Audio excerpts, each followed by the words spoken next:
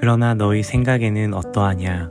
어떤 사람에게 두 아들이 있는데 맏아들에게 가서 이르되 예 오늘 포도원에 가서 일하라 하니 대답하여 이르되 아버지 가겠나이다 하더니 가지 아니하고 둘째 아들에게 가서 또 그와 같이 말하니 대답하여 이르되 실소이다 하였다가 그 후에 뉘우치고 갔으니 그 둘 중에 누가 아버지의 뜻대로 하였느냐?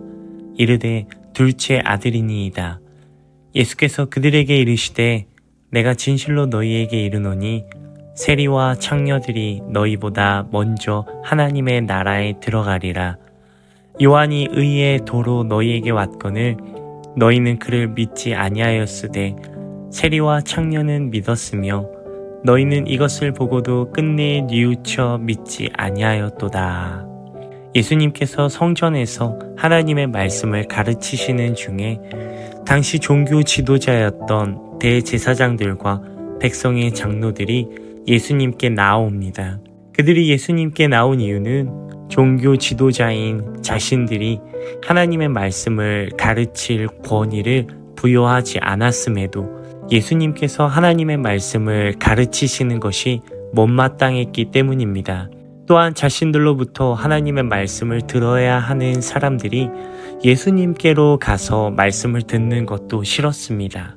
당시 종교 지도자들이었던 대제사장들과 백성의 장로들은 예수님의 오심을 선포했던 세례 요한 또한 믿지 않았습니다.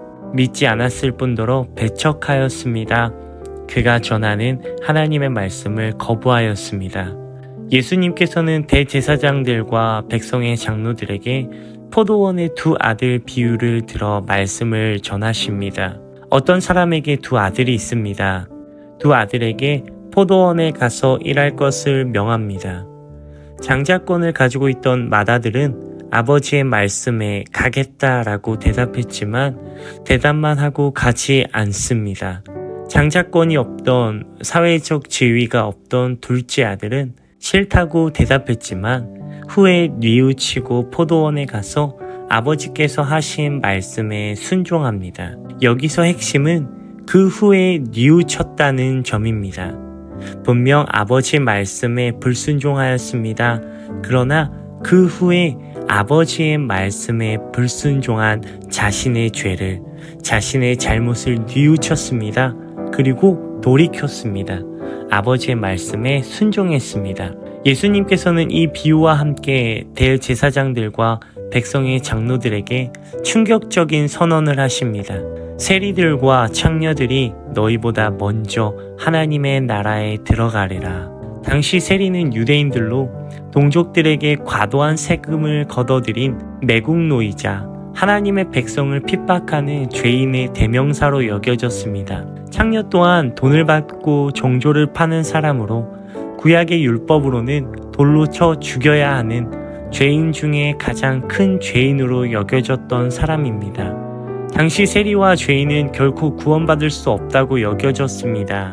마치 장자권이 없던 사회적 지위가 없는 낮고 낮은 둘째 아들과 같습니다. 그에 반해 당시 종교적으로 가장 열심 있고 사람들로부터 존경받았던 하나님의 말씀을 가르치는 대제사장과 백성의 장로들은 장자권을 가지고 있던 사회적 지위 또한 가지고 있던 맏아들과 같습니다.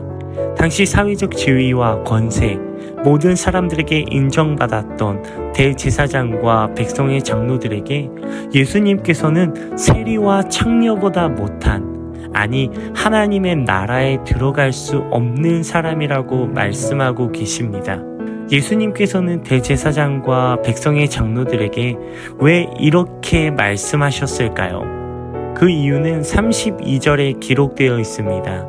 요한이 의의 도로 너희에게 왔거늘 너희는 그를 믿지 아니하였으되 세리와 창녀는 믿었으며 너희는 이것을 보고도 끝내 뉘우쳐 믿지 아니하였도다.